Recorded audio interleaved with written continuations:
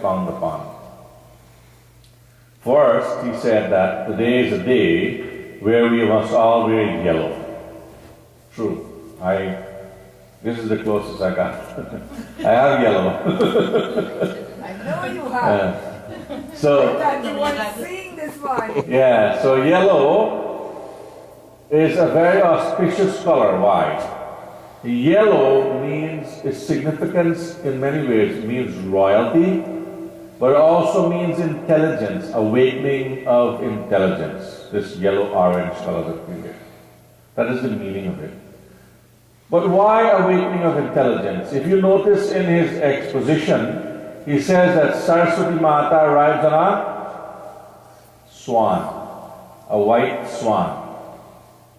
And white, that whiteness, there is no color to it. It is a pure. So, she is a pure, she is the consort of Brahma Bhagwan. And when she appeared in this world, she was given the swan for a reason. Because the swan is a very honest bird as well. And I'll tell you there's a story behind that. Why the swan? But if you ever watch a swan, if you pour milk in water, she can extract the milk from the water and leave the water right there. That is the power. So, he's also telling that if you pray to Mata Saraswati, you should be like the swan. That in our life, there will be things that will muddle our life up. But we must see the purity within everything and extract only the purity that is good for us and awaken the intelligence within us. And when we have intelligence within us, what happens? We tend to understand what it means to respect, to have integrity, and to have trust that if you go to somebody and you have trust, if you go to that person with preconceived ideas already, if I'm going to see Shyam for the first time, I already have somebody, I've heard certain things, or I've seen Shyam, I haven't seen him, but the minute I already have preconceived ideas of what Shyam should be like or what he's going to be like. Has that ever happened to you? But when you go to that person really surprising or it's totally different from what you expected? Don't have preconceived ideas, what Saraswati Mata says. Go with a pure mind and build trust and integrity so you can have respect and love for each other. This is the meaning of Vasant Panchami today. Why does she write this one? Vishnu Bhagwan and Brahma was arguing one day. They took form, true form of the Lord is Krishna, as we all know from reading the Gita. So Vishnu is there. Vishnu is just a spark of Krishna that becomes Mahavishnu and creates the universe. That's a different thing. We'll talk about that during time actually. But Vishnu and Brahma was debating as to which one of them was greater. They have the Brahma Puran, the Vishnu Puran, the Padma Puran. All the Purans exemplify that specific deity. And as they were arguing, what happened? A wall of fire appeared. This story is in the Shiva Puran.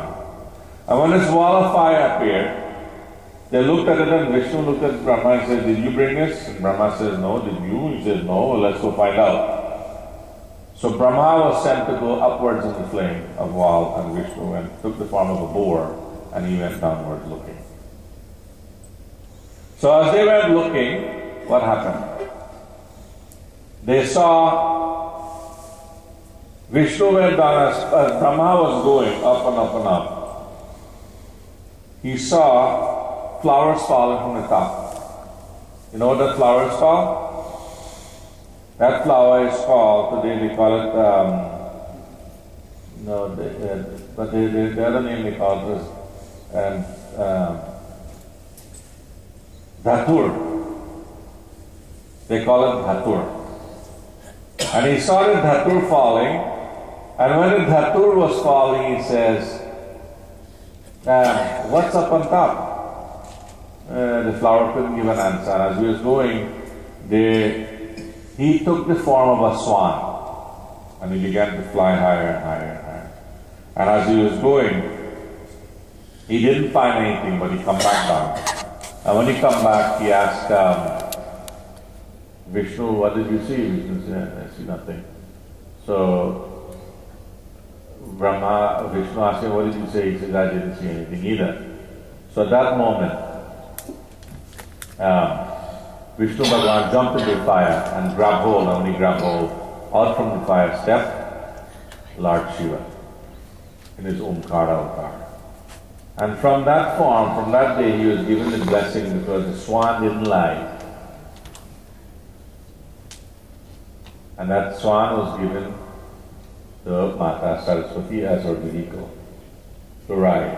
But it says on the swan rides Mata Saraswati. And on the owl rides Mata Lakshmi. And on the lion rides Mata Durga. Now, the owl is a representation of wealth.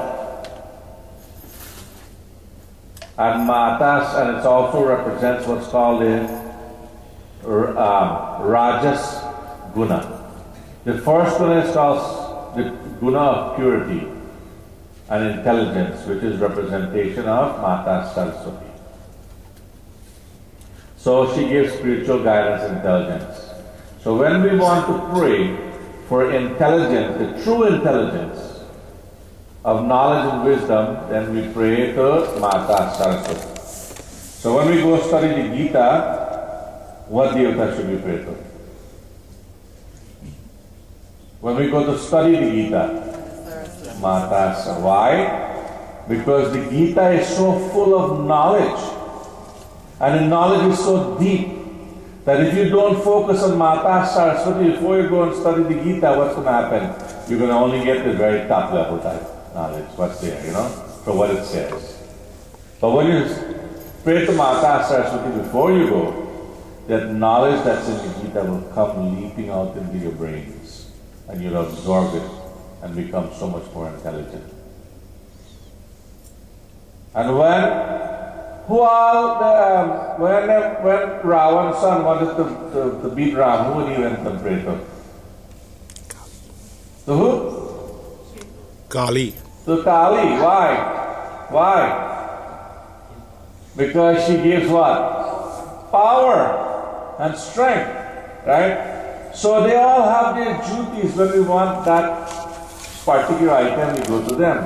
When Arjun was to go fight Karna, his brother, who was very powerful, who was the son of Suryasnarayan Swami,